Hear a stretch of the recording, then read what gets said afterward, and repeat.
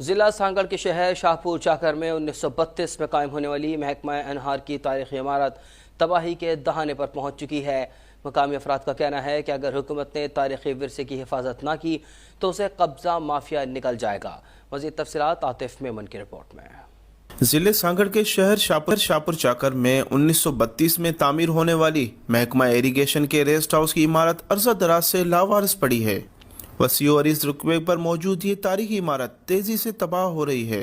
1932 میں جب یہاں پہ نہری نظام بنا، سکھر بیراج بنا، تو سکھر بیراج بنتے ہی انہوں نے جتنے بھی اریگیشن کے ملازمین ہیں ان کے لیے ڈاک بنگلوز کا قیام عمل میں لایا، اور اس وقت یہ سارے بنگلوز اویلیبل ہیں، لیکن بدقسمتی یہ ہے کہ یہ بنگلوز جو ہے وہ بالکل خستہ حالت میں۔ مقامی افراد نے خدشے کا اظہار کرتے ہوئے کہا ہے اگر اس تاریخی اثاثے کو نہ بچایا گیا تو بااثر لینڈ مافیا اس تاریخی عمارت اور اس کی وسیع رقبے پر قبضہ کر۔ اس بلڈنگ کے جو نقش و نگار تھے اس پہ کافی کام کیا ہوا تھا۔ انگریز دور میں جب انگریزوں نے اس کو بنایا تھا تو یہ ریسٹ ہاؤس کے طور پہ ہوتا تھا، کیونکہ شاہپور چاکر کے سراؤنڈ میں بہت سارا ایسا ایریا ہے جس پر وہ کام کرتے تھے، تو اس بنگلے کو جو ہے وہ ریسٹ ہاؤس ڈسٹرکٹ سانگڑ میں یہ ایک بہت بڑی اہمیت کا حامل بلڈنگ تھی، لیکن افسوس کا مقام ایریگیشن ڈپارٹمنٹ کی یا گورنمنٹ آف سندھ کی عدم توجہ کی وجہ سے ایک بہت 100 سال سے بڑی ایک تاریخی بلڈنگ ہے جو اس وقت ٹوٹ پھوٹ کا شکار ہے۔ لوگوں نے یہاں پر آس پاس میں بیٹھنا شروع کر دیا، لازم بات ہے اب بیٹھنا شروع کر دیا تو آگے چل کے اس پہ قبضے ہوں گے۔